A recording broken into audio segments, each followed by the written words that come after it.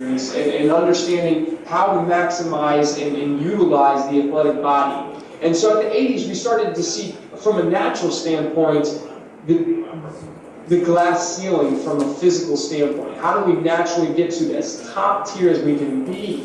Which leads us into the 90s, which is, here in America, an unfortunate period, but was a big, big period for steroid use to gain that competitive edge. And you notice all of these things, it's kind of like a stepping stone.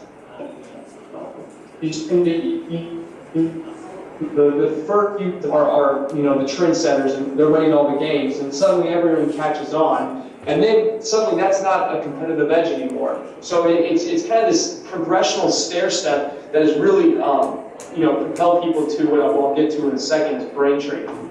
I mentioned in the 90s it was a big time for steroids. It was also a big time for, and although illegal, it helped players recover faster and also helped them get bigger, faster, stronger.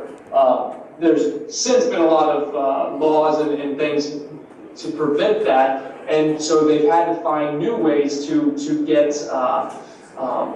the competitive edge.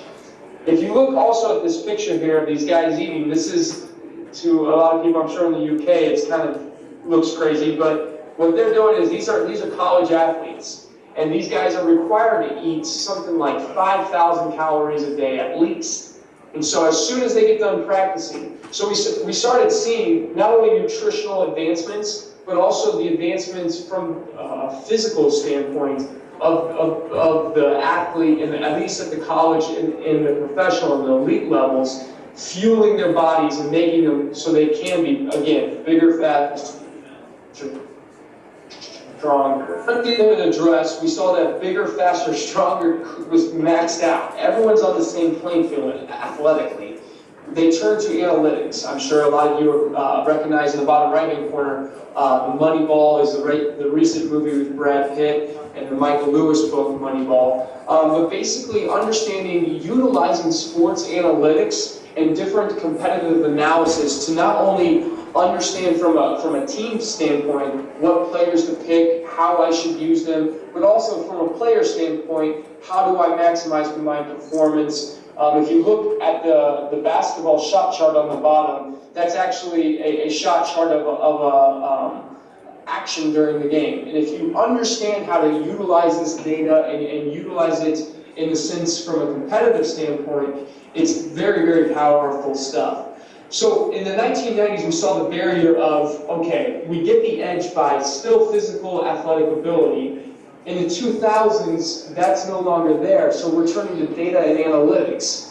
And understand, and now it's uncommon for any team in the professional and collegiate level to be staffed without a statistician, or at least a data analytics organizer. So that leads us to now. We're at a point that those type of technologies and those type of focuses had separated the good from the great and the bad from the great. And now, how do we get that edge? And what we've seen over the last couple of years is how do we enhance athletics, enhance the preparation, improve the decision making in the games, and then help them gain that competitive edge.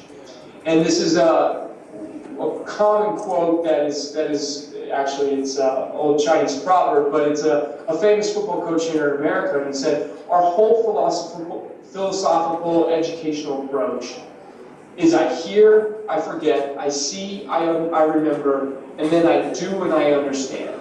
And that last part is kind of what sums up virtual reality training in a whole, but also sums up what we are doing and applying with respect to this level of brain training. It's putting players in real-life scenarios, allowing them to train in these scenarios, and getting to experience the gameplay as if they were actually on the field.